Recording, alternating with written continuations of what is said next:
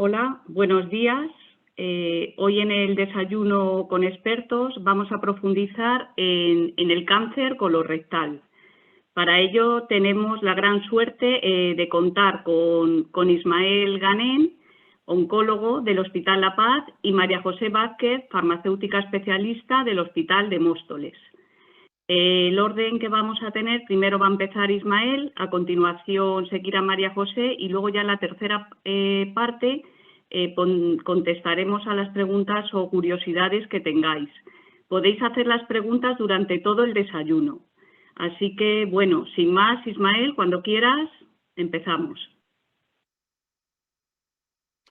Bueno, muy buenos días a todos. Antes de nada, la verdad es que tengo algunos problemas de conexión. No sé si son míos o de quién, pero bueno, me costaba escuchar a gente. Si veis que se corta o lo que sea, pues me decís y intentamos solucionar. Antes de nada, agradecer a los organizadores y también a Gemma la invitación a participar en estas charlas, en estos desayunos. Me han encargado hacer la charla de cáncer colorectal, nuevas opciones de tratamiento, selección de pacientes. Está enfocada fundamentalmente a cáncer colorectal avanzado, que es donde hay más terapias, digamos, dirigidas. La agenda que vamos a tratar es, en primer lugar, una breve introducción. Seguiremos con cómo hacemos la selección del tratamiento en la enfermedad avanzada. Hablaremos brevemente de los tratamientos sin biomarcadores moleculares de eficacia y finalmente nos centraremos más en la charla de hoy, que son los tratamientos con biomarcadores moleculares de eficacia. Recordar que el carcinoma colorectal es la tercera neoplasia más frecuente en cuanto a incidencia en el mundo y la segunda en cuanto a mortalidad. En esta gráfica podéis ver cómo ha evolucionado la supervivencia del cáncer de colon metastásico desde poco más de 6 meses hasta la actualidad, que puede superar hasta los 30 meses. Todo esto se debe a beneficios discretos de múltiples fármacos en cáncer de colon, al desarrollo de nuevos biomarcadores y también a la mejora de tratamientos locorregionales. Esta diapositiva puede parecer sencilla, pero es muy importante. ¿Cómo seleccionamos el tratamiento en nuestros pacientes? No solamente tenemos biomarcadores, sino que es muy importante tener en cuenta la situación clínica del paciente. Muchas veces hay que hacer una valoración geriátrica para adecuar el tratamiento. La comorbilidad, los objetivos del tratamiento. No es lo mismo buscar una respuesta tumoral en enfermedad metastásica para intentar después resecar esa metástasis que intentar hacer un tratamiento, digamos, de control de enfermedad porque la enfermedad es irresecable, los biomarcadores moleculares, la lateralidad. Es también muy relevante la situación social de nuestros pacientes, puesto que pueden tener complicaciones severas, requieren muchas visitas al hospital. Las preferencias del paciente, hay pacientes que no quieren alopecia, hay que tener cuidado con la neuropatía, medicación oral. Y luego interacciones farmacológicas, que para eso tenemos también el servicio de farmacia que nos ayuda. Esta imagen es el inicio del algoritmo terapéutico de las guías europeas de oncología médica. Como veis, se empieza seleccionando a los pacientes en función de su situación clínica, si están fit o unfit. Después, el siguiente paso es tener en cuenta cuál es el objetivo del tratamiento, como hemos dicho antes. ¿Qué tratamientos tenemos sin biomarcadores? Este es el tratamiento, digamos, convencional de primera línea. Realmente no es sin biomarcadores porque tenemos aquí dos fármacos, cetuximab y panitumumab, que sí que están guiados por biomarcadores. Pero bueno, básicamente el tratamiento de primera línea está basado en la asociación de una fluoropirimidina con o sin un segundo agente quimioterápico, oxaliplatino o irinotecan, y luego asociándola a alguna terapia dirigida. Podemos hacer tripletes de quimioterapia que lo que hacen es asociar 5-fluoropyrimidina junto con oxaliplatino e irinotecan y que se va a utilizar en algunas situaciones concretas. La segunda línea es muy similar, se utiliza una fluoropirimidina con el otro agente quimioterápico que no hemos utilizado en primera línea y con una terapia dirigida también. Tenemos también fármacos en tercera línea. Trifluidina tipiracilo ha demostrado un beneficio tanto en supervivencia libre de progresión como en supervivencia global en pacientes refractarios a líneas habituales o no candidatos a recibirlos. Y como veis, comparado con placebo, con hazard ratio de 0,68 en cuanto a supervivencia global y 0,48 para supervivencia libre de progresión.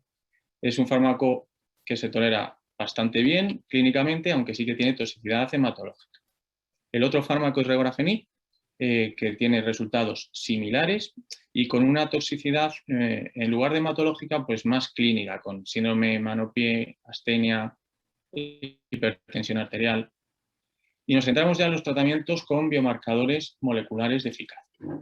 Esta imagen viene un poco a tener en cuenta que los tratamientos que hemos recibido, que los pacientes están recibiendo desde el inicio del tratamiento de la oncología, pues es básicamente uno para todos y todos para uno, ¿no? O sea, quimioterapia para todos.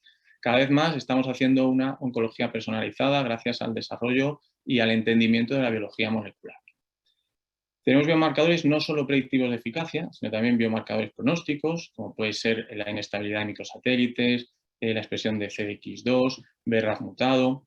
Tenemos biomarcadores predictivos de toxicidad, como pueden ser los diferentes polimorfismos de DPD o de UGT1A1, para tratamientos con fluoropiminas o irinotecan respectivamente. Y luego tenemos los biomarcadores predictivos de eficacia. Esta imagen muestra cuáles son los biomarcadores genómicos en cáncer colorectal metastásico. Como veis, la mayoría de los pacientes van a presentar mutación en RAS, 46% de los casos. Un 8% de los pacientes van a tener mutaciones en PI3 kinasa o PTEN, hasta el 10% de mutaciones en BRAF y luego ya mutaciones menos frecuentes o amplificación, por ejemplo, de ER2 en el 2%, MET 2%, en TRAC menos del 1%. Muy importante, pacientes con inestabilidad de microsatélites, en torno al 4% de los pacientes. Y luego tenemos una población que es RAS wild type, que viene a ser el 26% de los casos.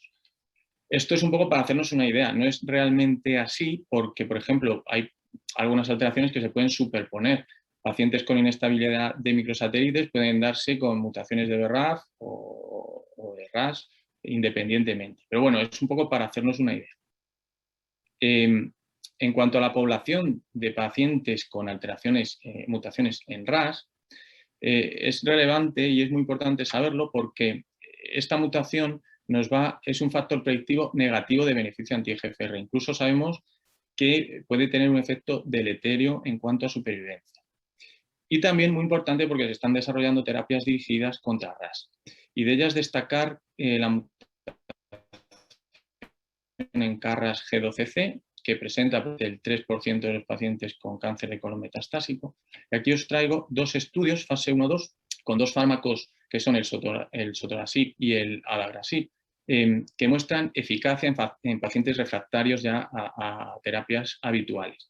Y lo que se está viendo es que cuando combinamos un inhibidor de KRAS G12C con un anti-EGFR, es decir, se inhibe toda la vía, se consiguen tasas de respuesta mayores de hasta el 43% y control de enfermedad en el 100% de los pacientes. Luego, se están desarrollando ya ensayos clínicos de estas combinaciones, tanto en fase 3, tanto en segunda como en tercera línea.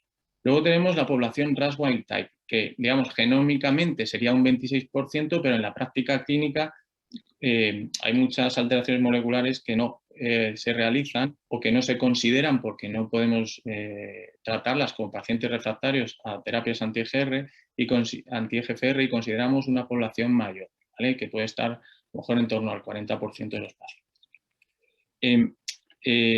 Esta población RAS wild type, como hemos dicho antes, es un factor predictivo positivo, en este caso, de beneficio anti-EGFR. Y además nos abre la puerta a hacer un rechallenge con anti-EGFR en líneas posteriores.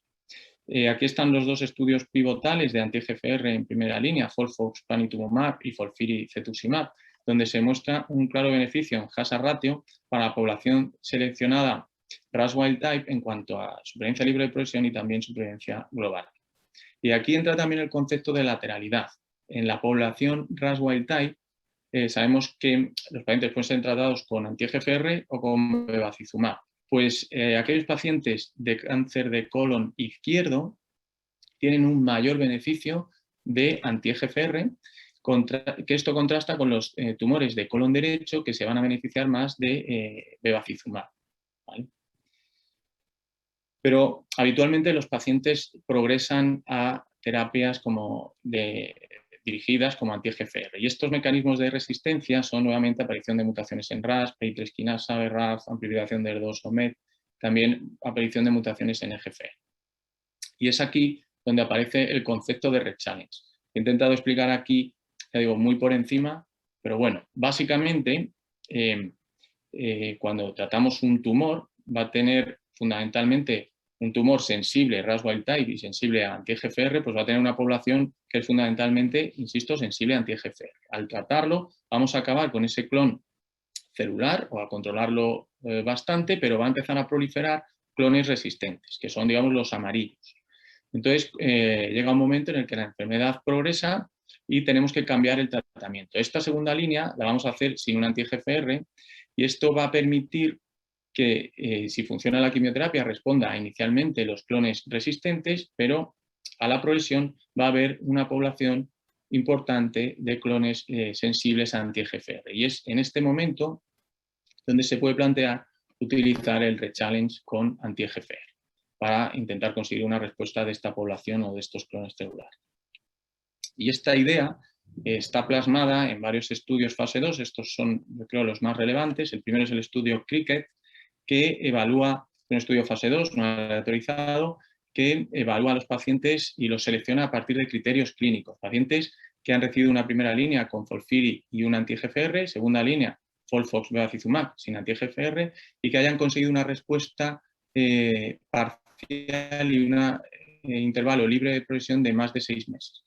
Y que hayan estado también más de 4 meses sin recibir terapias con anti-EGFR. Pues bien, estos pacientes tienen una tasa de respuestas del 21% con fármacos que ya habían recibido previamente y una tasa de control de enfermedad del 54% de los casos. Luego, muy interesante porque se ve también que si se selecciona a los pacientes según biopsia líquida y la expresión o la mutación de RAS o no, vemos que aquellos pacientes que siguen siendo RAS wild type en ese momento tienen mayor supervivencia libre de progresión y mayor supervivencia global. Son muy poquitos pacientes, pero es una prueba de concepto. Y esto se confirma en otro estudio, el estudio Cronos, solamente con panitumumab, o sea que es un estudio más puro, que solamente con un anti-EGFR, y en este caso se hace además una selección directamente por biopsia líquida y presencia o ausencia, mejor, de mutación de RAS y BRAF. Y vemos que en estos casos hasta el 30% de los pacientes responden con un 63% de control de enfermedad. La siguiente alteración molecular es la mutación en BRAF. Como veis, hay dos, digamos, las podemos clasificar en dos tipos, V600E y mutaciones que no sean V600E. Y esto es muy importante, lo primero, a nivel pronóstico. La curva azul representa a aquellos pacientes con mutaciones en BRAF V600, que los pacientes que no tienen mutación en BRAF. Y luego en gris, como veis, está la población con mutación en BRAF, pero que no es V600E y que parece no solo que no tiene peor pronóstico, sino que incluso puede ser mejor que la población BRAF wild type. Luego, muy importante diferenciar el tipo de mutación. Y también en cuanto a beneficio de terapias dirigidas contra BRAF, porque solamente se van a beneficiar aquellas que son mutaciones V600E. Y aquí entra el estudio Beacon, que es un estudio aleatorizado para esta población en segunda, tercera línea, a 3 ramas, la rama control, que recibían un anti-EGFR con irinotecan, con osinfloropina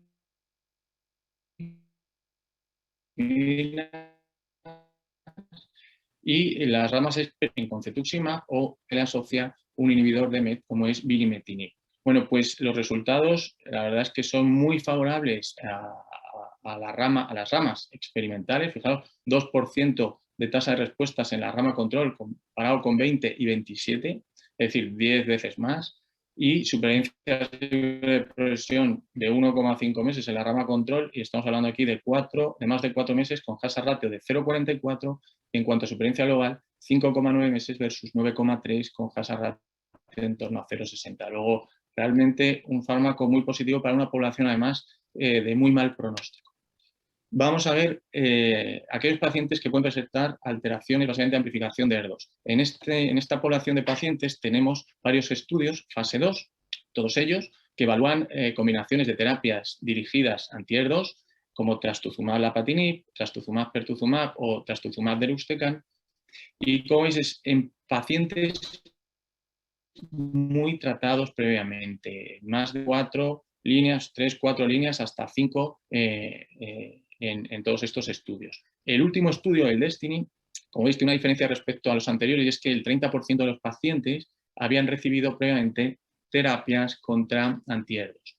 Y estudios relativamente pequeños, pero tasas de respuesta muy buenas en pacientes con, ya digo, muy pretratados, en torno al 30-40%, control de enfermedad hasta el 80%, supervivencia libre de progresión que pueden llegar hasta 6 meses en el caso de trastuzumab deruxtecan, y supervivencias globales en torno a 12 meses con una toxicidad bastante aceptable. Es verdad que para trastuzumab deruxtecan había un grupo de pacientes que podían tener toxicidad pulmonar que en algunos casos podía ser grado 5.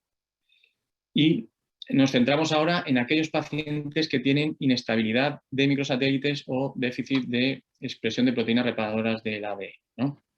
En torno al 4%. Básicamente la disfunción del sistema de reparación del ADN, que son estas proteínas, estas 4 proteínas, cualquiera de ellas, lo que va a provocar es una inestabilidad de microsatélites. Es un efecto y en función de cualquiera de estas 2 alteraciones podemos identificar a estos pacientes. Pero ¿cómo se puede llegar a que nuestros pacientes presenten estas alteraciones? Pues básicamente por una alteración somática, que es la más frecuente en el 80% de los casos y que habitualmente se produce por hipermetilación de MLH1, por silenciamiento génico. Luego tenemos aquellos pacientes con una alteración en línea germinal, que son aquellos pacientes con síndrome de Lynch y que van a tener directamente ya una mutación en cualquiera de estos genes. Al final, sea cual sea el motivo, esta alteración va a provocar una acumulación de mutaciones, formación de neantígenos, y va a favorecer un infiltrado inflamatorio y todo ello una sensibilidad a la inmunoterapia. Por lo tanto, la presencia de inestabilidad de microsatélites tiene un papel muy importante, que es un marcador predictivo de beneficio de inmunoterapia, pero además nos va a permitir hacer un screening para síndrome de Lynch, es un marcador pronóstico y también es un marcador predictivo de ausencia de beneficio a 5-FU en adyuvancia, y también en general son pacientes que responden peor a la quimioterapia. Y aquí traigo pues, el estudio Keynote 177, que es un estudio publicado también recientemente, que aleatoriza a pacientes con inestabilidad de microsatélites o déficit de la reparación del ADN a quimioterapia a elección del investigador versus pembrolizumab. Son 300 pacientes. Muy importante recordar una cosa, que la rama de quimioterapia, los pacientes que progresaban a quimioterapia podían recibir después inmunoterapia, pembrolizumab se permitía el sobrecruzamiento. Y como veis, hay un beneficio importante en cuanto a tasa de respuestas, pero sobre todo en cuanto a supervivencia libre de progresión con una mediana que supera el doble, con hazard ratio de 0,60, y también en supervivencia global. Es verdad que la supervivencia global no alcanza la significación estadística porque estaba preestablecida, creo que era 0,025, pero esto se debe a que el 60% de los pacientes que progresaron a quimioterapia recibieron después inmunoterapia. Luego, este estudio es muy positivo. Además, si vemos la curva, vemos como aunque al principio progresan, después permanecen sin progresar bastante tiempo. Pero lo más importante es que estos resultados se pueden mejorar. ¿Por qué? Pues porque si os fijáis, aquí hay un cruzamiento de las 2 ramas de tratamiento. La verde es la de pembrolizumab y, como veis, inicialmente va peor. Y va peor porque hay más progresiones que con quimioterapia. 29% versus 10%. Esto lo podemos mejorar. Por un lado, asociar quimioterapia a un anti-PDL1, atezo versus fosfosbeva atezo, y luego esta otra estrategia que es asociar un anti-CTLA4 a un anti-PD1. Y esto ya se ha visto en varios estudios. Hay un estudio, el fase 2, en primera línea, es una curva de supervivencia libre y realmente hay muchos menos pacientes al principio y además se estabiliza en el tiempo.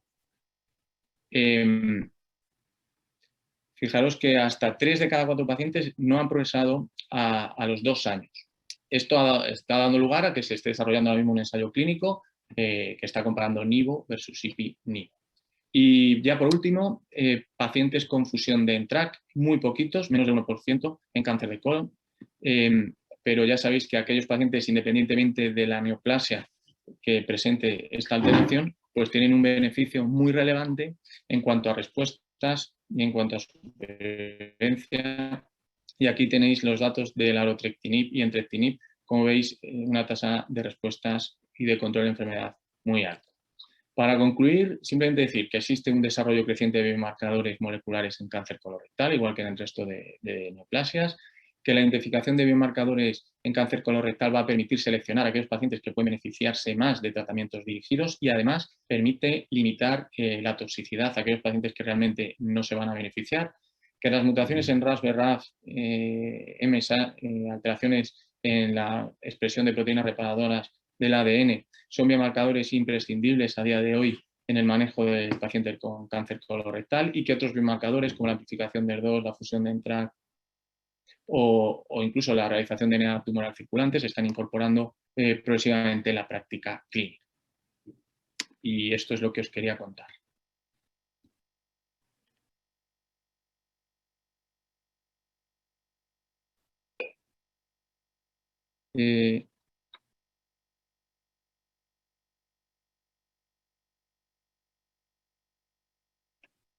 María José, no sé si quieres seguir tú.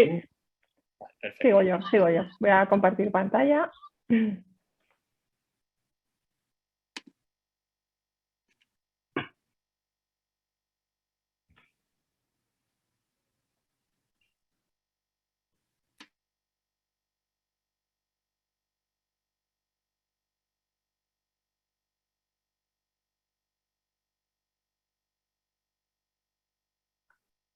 Vale, yo creo que se ve bien, se me oye bien, ¿verdad?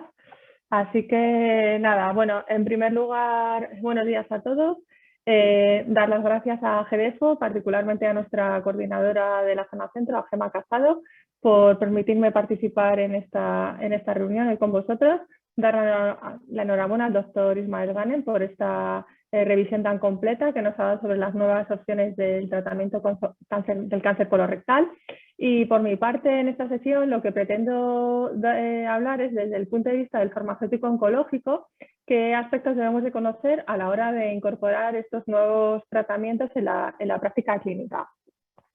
Bien, como hemos visto en la sesión anterior, cuando seleccionamos un tratamiento para un paciente con cáncer colorectal, pues tenemos que tener en cuenta diversos factores dependientes del paciente, como la edad, las comorbilidades, si ha recibido un tratamiento previo, características propias del tumor, dónde está localizado, la carga tumoral o si es apto o no para una cirugía de rescate. Las características moleculares cada vez más importantes, no solo nos tenemos que limitar a conocer las mutaciones en BRAF, sino también en KRAS, pero debemos de conocer otras mutaciones como BRAF, inestabilidad de microsatélites, amplificaciones de ER2 y por último, y no menos importante, debemos de conocer el perfil de toxicidad de estos nuevos fármacos y cómo pueden afectar a la calidad de vida de nuestros pacientes. En cuanto a la evolución del tratamiento del cáncer colorectal en estos últimos años, ha habido una evolución, pero ha sido en esta última década en la que se han producido los mayores avances que nos han permitido pasar de tratar el cáncer colorectal como una única enfermedad, con quimioterapia para todos, a una medicina de precisión que nos va a permitir determinar pequeños subgrupos de pacientes que se van a beneficiar de terapias dirigidas, consiguiendo así mayores beneficios de supervivencia y de toxicidad. Pero cuando hablamos de medicina de precisión debemos de pensar en seleccionar el tratamiento correcto para el paciente adecuado y a la dosis precisa. En este aspecto me gustaría destacar que, tal y como recoge el plan estratégico de GDEFO 21-25, una de las líneas estratégicas habla de que los servicios de farmacia debemos de participar en la monitorización farmacocinética y farmacogenética de aquellos medicamentos que lo precisen. Y en el cáncer colorectal, con la utilización de las fluoropirimidinas, bueno, pues los servicios de farmacia debemos de participar en la determinación de los genotipos de la dihidropirimidina deshidrogenasa. ¿Por qué es importante determinar esta enzima? Bueno, pues porque la actividad de esta enzima es la encargada del metabolismo mayoritario del 5-FU y además está sujeta a una variabilidad entre individuos y a un polimorfismo genético, de tal manera que si la actividad de esta enzima se ve afectada, pues se pueden producir acumulación de metabolitos activos con la consiguiente toxicidad, que en algunos casos se ha visto que puede ser grave, incluso mortal. De ahí que entidades tales como la EMA o el PRAC ya recomienden el genotipado del gen de la dihidropirimidina deshidrogenasa de manera rutinaria antes de que los pacientes comiencen tratamiento con fluoropirimidinas. De hecho, ya son varios compañeros los que han publicado cómo han ido incorporando estas determinaciones dentro de la práctica clínica de los servicios de farmacia. Este es un trabajo publicado en Farmacia Hospitalaria de los compañeros del Hospital de Sant Pau, y este otro también publicado en el 2021 de los compañeros del Hospital de Alicante en colaboración con el Hospital Virgen de Macarena. Bien, cuando analizamos el genotipo de estos pacientes nos vamos a encontrar con tres posibilidades. Aquellos pacientes que tienen una actividad enzimática normal, los consideramos metabolizadores normales, y en ellos debemos de utilizar una dosis estándar de fluoropirimidinas en función del protocolo y de la superficie corporal. Si los pacientes tienen una actividad enzimática reducida, serán metabolizadores intermedios, y en estos casos las recomendaciones son comenzar con dosis reducidas al 50%, y si tras los 2 primeros ciclos no hay toxicidades relevantes, se puede considerar aumentar la dosis. Y en aquellos pacientes que tienen una actividad enzimática muy reducida o ausente, estaría contraindicado la utilización de estas fluoropirimidinas, a no ser que tengamos pacientes con actividad enzimática reducida, es decir, con unas puntuaciones de 0,5 y que no tengan otra alternativa terapéutica, que nos podríamos en estos casos plantear iniciar dosis reducidas hasta el 25% y una monitorización mucho más estrecha. Aunque la sesión está centrada básicamente en terapias dirigidas, también me gustaría hablar de los últimos estudios publicados respecto a regorafenib y trifluoridina, que como todos sabéis son fármacos que habitualmente utilizamos en terceras líneas tras fracasos a las terapias estándar. Uno de ellos es este estudio, el estudio REGOTAS, que se publicó en el Oncologist en el 2018, que era un estudio retrospectivo para comparar eficacia y seguridad de ambos fármacos en práctica clínica. En cuanto a la variable principal, que era la supervivencia global, pues el estudio demostró que no había diferencias significativas entre ambos fármacos. Pero sí que resulta interesante que cuando analizamos la supervivencia global por grupos de edad, hay una cierta interacción, de tal manera que parece que regorafenib es un fármaco que funciona mejor en pacientes menores de 65 años, mientras que el TAS parece que va algo mejor en pacientes con edad más avanzada. Este mismo estudio también analizaba las diferencias en cuanto a los perfiles de toxicidad y concluía que el perfil de toxicidad de ambos fármacos era muy diferente, y esto podría ser un factor que nos puede ayudar a seleccionar los tratamientos en función de las características de nuestro paciente concreto. En el caso de la trifluoridina, su perfil de toxicidad era sobre todo a nivel hematológico, con fundamentalmente casos de neutropenia y anemias, mientras que en el caso del regorafenib los efectos adversos eran más de tipo clínico, con alteraciones hepáticas, fatiga, hipertensión, síndrome de mano-pie. Por tanto, estas diferencias tenemos que tenerlas en cuenta a la hora de utilizar esos tratamientos en los pacientes de nuestra consulta.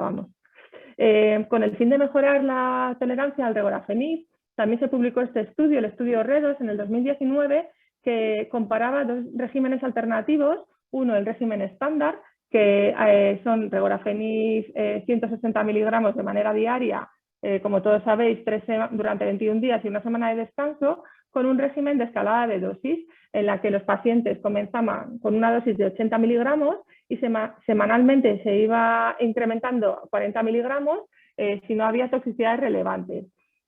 Pues bien, en cuanto a términos de supervivencia, en términos de eficacia, ambos regímenes resultaron similares, pero donde sí que hubo diferencias significativas fue en términos de seguridad, ya que los pacientes con el régimen alternativo permanecían más tiempo en tratamiento, lo toleraban mejor y tenían mejores puntuaciones en calidad de vida.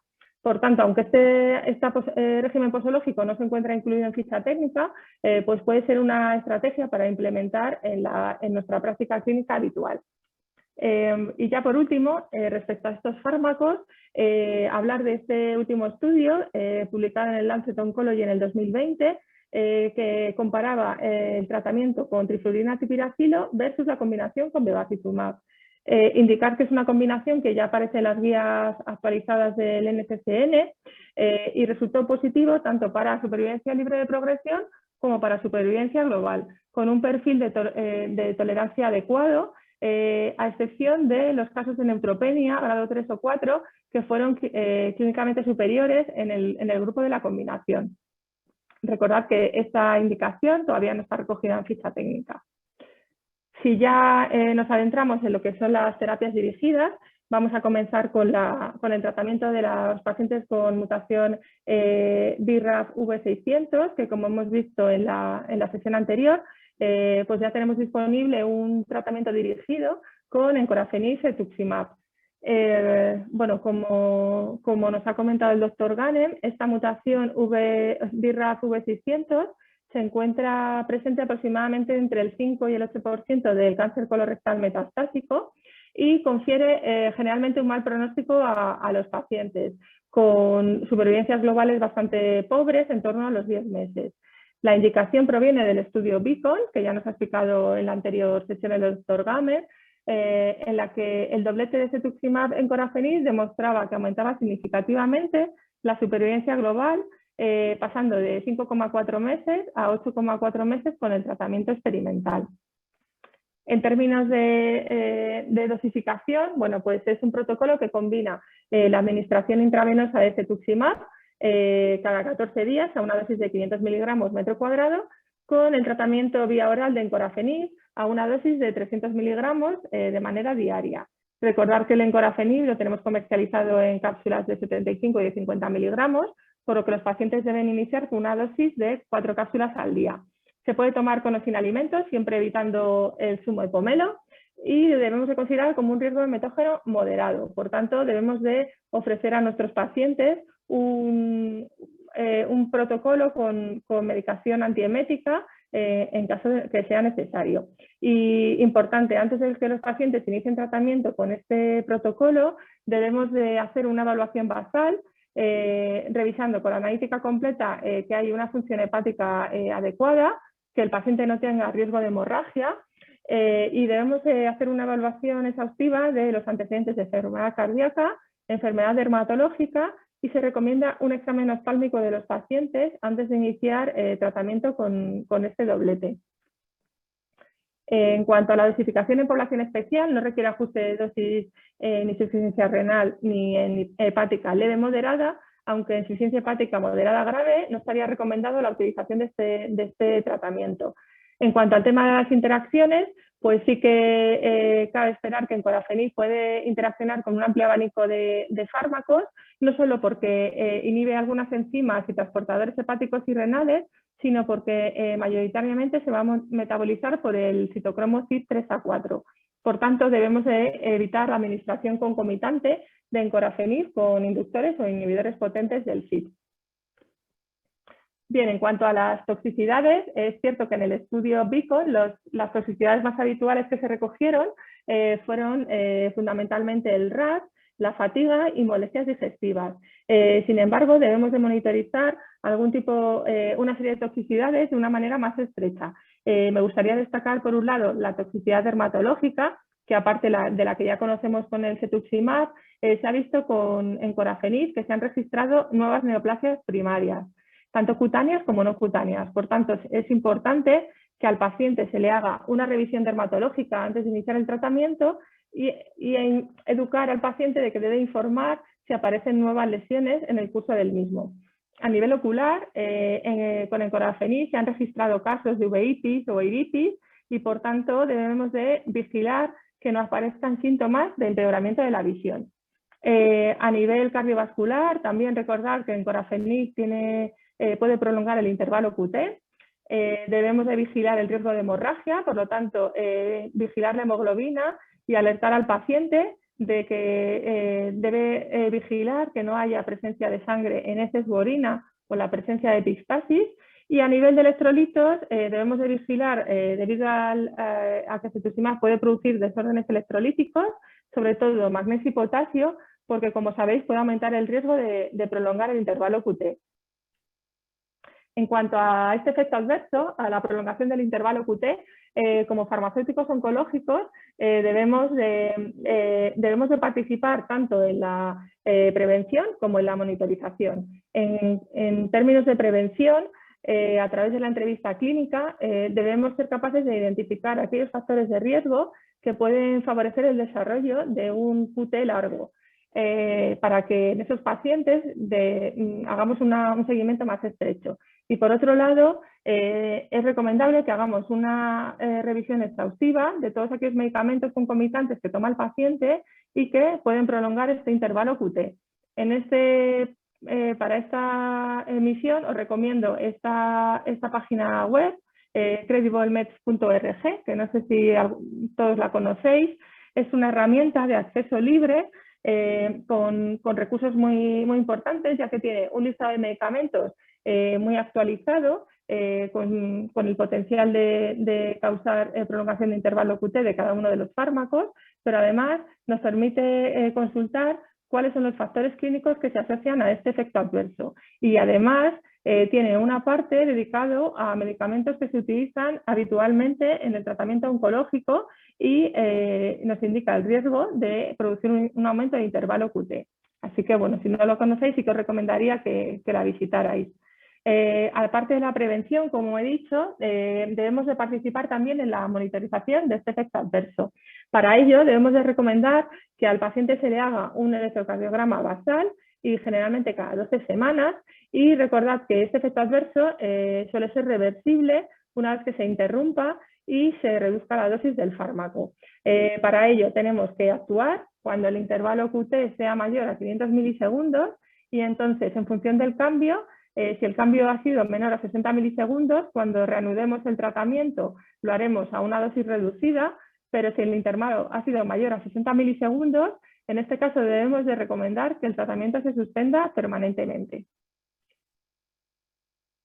Así que, como recomendaciones generales de seguimiento para los pacientes que empiezan con cetuximab encorafenib, serían, pues, en cada ciclo, el estado general, con función hepática y renal y monitorizar la toxicidad del tratamiento, pero también se recomienda, como hemos dicho anteriormente, un examen oftalmológico basal y si hay empeoramiento de la visión, un examen dermatológico basal y cada 2 o 3 meses mientras el paciente esté en tratamiento y hasta 6 meses después de haber finalizado el mismo, y un electrocardiograma basal y aproximadamente cada 12 semanas. Y por último, en cuanto al manejo de la toxicidad, pues a modo general, como siempre, si el paciente presenta una toxicidad grado 4, vamos a suspender definitivamente el tratamiento. En caso de toxicidad de grado 3, interrumpiremos el tratamiento y reintroduciremos a la misma dosis si es la primera vez, o a dosis reducida si son dosis recurrentes, y en casos de toxicidad de grado 2 mantendremos el tratamiento y solo interrumpiremos si no hay una mejoría en torno a las 2-4 semanas. En cuanto a las reducciones de dosis, pues bueno, como hemos dicho, en corafenib la dosis inicial van a ser 300 miligramos al día, si hay que hacer una primera reducción 225 y en una segunda reducción 150 miligramos una vez al día. Bien, pasamos ahora a la inestabilidad de microsatélites. Como ha comentado el doctor Ganem, esta inestabilidad suele estar presente en torno al 4 o 5% de los pacientes con cáncer colorectal y suele ser un factor pronóstico y predictivo. Pronóstico porque esta inestabilidad suele dar un peor pronóstico a los pacientes con cáncer colorectal avanzado, y predictivo porque van a responder bien a la inmunoterapia. De hecho, ya las guías NCCN recomiendan tratamiento con inmunoterapia tanto en la primera línea como tras fracaso a una terapia previa con quimioterapia. ¿Y nosotros qué tenemos aprobado? Bueno, pues a día de hoy, en primera línea, únicamente tenemos aprobado pembrolizumab, la posología, la que conocemos habitualmente, o bien en pauta trisemanal, la dosis de 200, o en pauta extendida de 400 miligramos cada 6 semanas. Y sí que se limita la duración de tratamiento a 2 años. Como hemos visto en la sesión anterior, esta indicación proviene del estudio Keynote 177 que se publicó en el New England en el 2020, que comparaba pembrolizumab versus quimioterapia convencional a elección del investigador. Entre las variables principales, supervivencia global y supervivencia libre de progresión. Bien, pembrolizumab resultó positivo para ambas variables, aumentando significativamente tanto supervivencia global como supervivencia libre de progresión. En este estudio, al analizar los tipos de respuesta, sí que llama la atención que casi un 30% de los pacientes tratados con pembrolizumab en primera línea tenían una progresión de la enfermedad como mejor respuesta. Esto hace que sea de vital necesidad que detectemos biomarcadores que nos ayuden a predecir qué pacientes no van a responder a ese tratamiento con inmunoterapia. Para ello, si analizábamos los subgrupos de pacientes, la supervivencia global en función de los subgrupos de pacientes, sí que se vio que pembrolizumab parecía que respondía, que actuaba, vamos, que los pacientes con mutaciones KRAS respondían peor al tratamiento con pembrolizumab, si bien estos resultados no se han replicado en otros estudios posteriores. En cuanto a la tolerancia, a la seguridad, bueno, pues un poco lo que ya sabemos, que la inmunoterapia se tolera mejor que la quimioterapia y se produjeron menores efectos adversos de cualquier grado y grado 3 o mayor. Y en cuanto a la calidad de vida, los pacientes con inmunoterapia mejoraron los cuestionarios de calidad de vida con respecto a la quimioterapia. Es por ello que con todos estos resultados de seguridad y eficacia, parece lógico pensar que la inmunoterapia se va a considerar como una opción preferente en primera línea para pacientes con inestabilidad de microsatélites alta. En cuanto a las segundas líneas, ahora mismo, a día de hoy, ya tenemos aprobado en ficha técnica, aunque está pendiente de precio y reembolso, la combinación de nivolumab más ipilimumab, tras fracaso a una terapia con fluoropirimidinas. Como todos sabéis, consta de una fase inicial en la que se combina nivolumab con dosis bajas de ipilimumab cada 21 días con una duración de 4 ciclos y a continuación una fase de mantenimiento en la que vamos a tratar nivolumab a dosis de 240 cada 2 semanas. Esta indicación proviene del estudio CheckMate 142. Bueno, era un estudio multicorte en el que se demostró que la combinación de nivolumab más ipilimumab mostraba altas tasas de respuesta del 55% y que estas tasas se mantenían a lo largo del tiempo. Y además estas respuestas fueron independientes de estados mutacionales de KRAS, BRAF, incluso del nivel de PDL1, ya que más del 50% de los pacientes que se incluyeron en este estudio presentaban niveles de PDL1 menores al 1%. En cuanto a la toxicidad, bueno, pues los pacientes toleraron bien el tratamiento, la mayoría de los efectos adversos fueron de carácter leve y los más habituales pues, fueron la diarrea, la fatiga y el prurito. Yo considero que falta un poco cómo se va a posicionar esta combinación en segunda línea, ya que al tener aprobado pembrolizumab en primera, pues bueno, yo a día de hoy creo que va a ser algo excepcional utilizar esta combinación en segunda línea y además está a expensas de que esa combinación se apruebe en primera línea. En cuanto a la toxicidad de la inmunoterapia, ahí sí que tenemos una amplia experiencia con la utilización de inmunoterapia. Recordad que por el mecanismo de acción las reacciones del sistema inmunitario pueden aparecer en cualquier parte del organismo, si bien todos conocemos que las más frecuentes van a ser a nivel de la piel, del tracto digestivo, a nivel pulmonar, hepático y endocrino. Generalmente se presentan de una manera precoz, aunque es verdad que puede haber reacciones inmunomediadas tardías, incluso meses después de haber finalizado el tratamiento, y que cuando combinamos dos inmunoterápicos hay mayores frecuencias de efectos adversos. En cuanto al manejo de la toxicidad por inmunoterapia, pues bueno, debemos de participar activamente en la prevención, identificando factores de riesgo que pueden favorecer el desarrollo de estas toxicidades autoinmunes y sobre todo conociendo el espectro de toxicidad e informando al paciente y a otros profesionales de cómo manejarlos en caso de que se presenten. También es vital una buena exploración basal de los pacientes y un seguimiento muy estrecho con el fin de poder detectar cualquier reacción autoinmune de manera precoz. Como todos sabéis, el pilar del tratamiento de la inmunoterapia van a ser los corticoides. Recordad que toxicidades leves, grado 1 o 2, los vamos a manejar a nivel ambulatorio y para toxicidades más graves se va a requerir normalmente el ingreso del paciente. En cuanto al tratamiento con corticoides, pues vamos a utilizar para toxicidades leves, grado 2, prednisona 0,5 miligramos kilo día y para toxicidades más graves utilizaremos dosis altas de prednisona a 1 o 2 miligramos kilo día. Si el paciente no mejora en unos días a pesar del tratamiento con corticoides, estaría indicada la utilización de inmunosupresores, que ya hay mucha evidencia de utilización de diversos inmunosupresores tipo infliximab, micofenolato, el tacrolimus. Para aquellos pacientes que están durante un tiempo prolongado con inmunosupresión, se recomienda utilizar tratamiento para la profilaxis de neumocistis carini porque aumenta el riesgo de infecciones oportunistas. Y ya por último, recordar que con la inmunoterapia no están admitidas las reducciones de dosis y que debemos de suspender los tratamientos en caso de toxicidad grado 4, toxicidad grado 3 recurrente o toxicidad grado 2 que no se resuelve en 3 meses pese al tratamiento adecuado.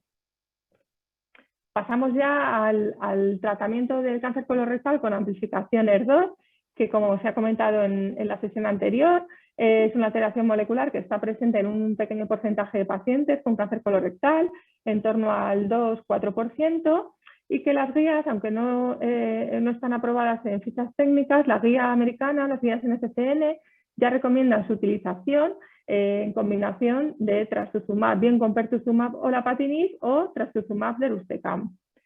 Como ha comentado el doctor Ganem en la anterior sesión, la mayoría de los estudios publicados son todos en fase 2 y a pesar de que son con un pequeño número de pacientes, estos estudios están demostrando resultados prometedores tanto en tasas de respuesta como en PFS y supervivencias globales. Por tanto, van a representar una oportunidad terapéutica para poblaciones fundamentalmente que han sido refractarias o incapaces de tolerar la quimioterapia convencional. En cuanto a los regímenes posológicos, son los mismos que utilizamos en el tratamiento del cáncer de mama. Recordar, trastuzumab, pertuzumab tiene una dosis de carga seguida de una dosis de mantenimiento. Trastuzumab, lapatinib combina trastuzumab semanal con lapatinib vía oral a una dosis diaria de 1000 miligramos. Y en cuanto al trastuzumab deruxtecan, es una administración intravenosa de 6,4 miligramos cada 21 días. Por último, en cuanto a la selección de los pacientes con amplificación ER2, destacar el estudio de Lancet Oncology de pertuzumab trastuzumab, en la que se demostró que población con mutación KRAS no respondía también a esta doble terapia anti-ER2. Por tanto, el ER2 junto con estado KRAS debería considerarse para la selección de los pacientes candidatos a esta doble terapia. Y ya por último, hablaros del larotrastinib, entrectinib, que como sabéis son fármacos que se han aprobado mediante una indicación agnóstica para tratamientos de tumores sólidos que presentan fusión del gen NTRK en enfermedades localmente avanzadas o metastásicas y que no tienen otra opción terapéutica. Larotrastinib ha sido el primer fármaco a nivel europeo que se ha aprobado con esta indicación agnóstica y que de este modo sabemos que se puede utilizar para tratar cualquier tumor que presente esta diana concreta. Ambos fármacos se administran de manera oral, larotrastinib se administra cada 12 horas y está indicado tanto en adultos como en niños, mientras que entrectinib se administra cada 24 horas y está indicado en adultos y en niños mayores de 12 años.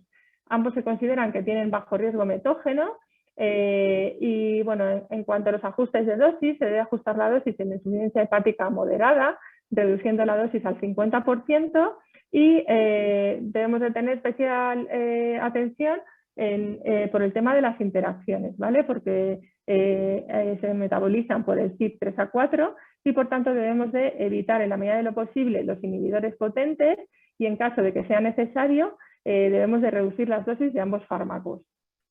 En cuanto a términos de eficacia, es cierto que con ambos fármacos apenas se ha estudiado en cáncer colorectal, se han incluido muy pocos pacientes, 6 para el caso del larotrastinib y 7 para el caso del entrectinib.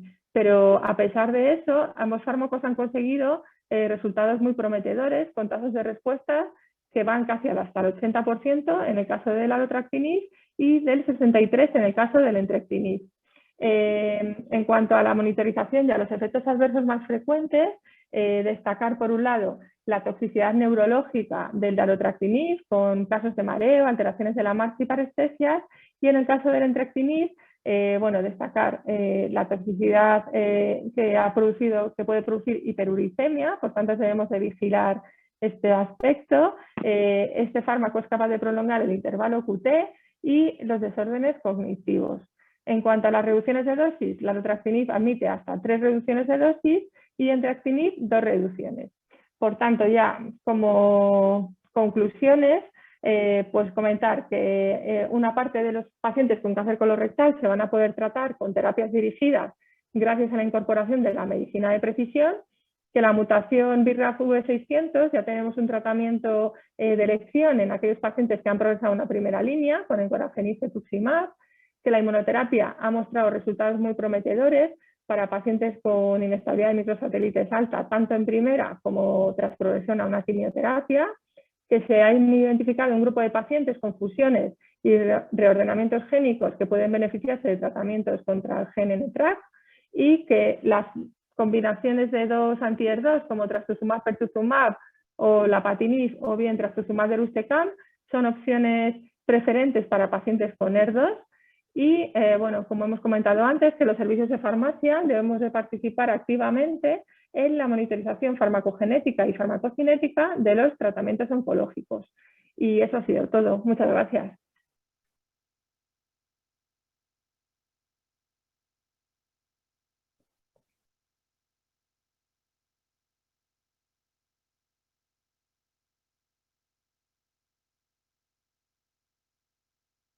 Bueno, muchísimas gracias por vuestras presentaciones, Ismael y María José, porque de verdad que han estado fenomenal. Yo en particular he aprendido muchísimo y de verdad que enhorabuena, que me han encantado.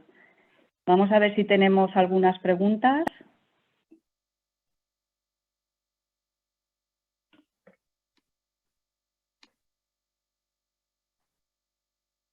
Pues veo que no hay ninguna pregunta. Vamos con el tiempo un poco justo y sí que me gustaría haceros una pregunta a cada uno.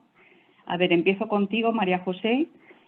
¿Y cómo tenéis coordinado ahí en vuestro hospital el ajuste de dosis de fluoropirimidinas? ¿Qué departamentos estáis involucrados? Pues nosotros somos, de momento no lo tenemos introducido en nuestro hospital, desafortunadamente, entonces solo los pacientes que desarrollan una toxicidad importante se mandan a otros hospitales y se hace la determinación del gen de la dihidropirimidina deshidrogenasa.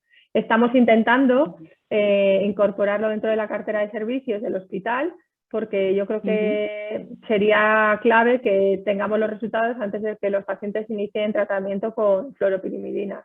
Pero a día de hoy los derivamos a otro hospital, no tenemos... Deriváis. Sí. Muy bien, María José. Pues muchas gracias. Ismael, yo a nivel, no realmente no es una pregunta, sino ya toda la experiencia que tienes en el cáncer de colon, ver cómo va evolucionando los tratamientos. A mí, por ejemplo, me choca mucho, ¿no?, de estar acostumbrados al anticuerpo con osaliplatino, irinotecan, cómo ha evolucionado, ¿no?, el tratamiento del cáncer de colon. Cómo vamos cada vez a ya inmunoterapias, primera línea, segunda línea. Pues no sé cómo lo ves tú este avance. Sí, la verdad es que, hombre, lo veo muy favorable. Lo que pasa es que en cáncer de colon, a diferencia de otros neoplasias, pues quizás vamos un poquito más lentos. Siempre hemos llevado mucho tiempo que si colon derecho, colon izquierdo, que si bevacizumab, anti-EGFR, pero yo creo que últimamente estamos evolucionando y estamos valorando nuevos marcadores que nos permiten nuevas estrategias de tratamiento y el problema es que son poblaciones muy pequeñas que es difícil desarrollar en ensayos clínicos grandes, como la población ER2 positivo y demás. Entonces, muchas veces hay que conformarse con los datos que tenemos, que son pequeños estudios, fase 2, pero que demuestran realmente un beneficio muy relevante y yo creo que con eso deberíamos intentar ir poniendo estos tratamientos porque hay esa población pequeña de pacientes muy seleccionada, ya digo, son muy pocos pacientes, pero se pueden beneficiar mucho. Entonces, yo creo que esto poco a poco hay que ir incorporándolo y ya lo estamos haciendo así, ¿no? Muy bien. Y luego, con la inmunoterapia es algo, yo creo que hay pacientes que se pueden a curar simplemente, incluso en segunda línea con inmunoterapia, y ya no solo pembrolizumab, sino espero que poco a poco se vayan incorporando nuevas estrategias que mejoren esos resultados, como puede ser Ipi/Nivo, que realmente tiene datos muy sorprendentes y que podríamos curar a un gran porcentaje de pacientes. Ya no hablo de mejorar supervivencia, incluso de llegar a curar. Entonces, con estos tratamientos hay que intentar ponerlos cuanto antes y no retrasar. Muy bien. Bueno, pues os vuelvo a dar otra vez las gracias por vuestras excelentes presentaciones. Muchas gracias a todos por estar ahí y, bueno, pido disculpas porque hemos empezado un poquito más tarde, que no podía conectarme. Y, bueno, que tengáis un buen día. Nos vemos en el próximo desayuno. Buena semana a todos. Chao. Hasta luego.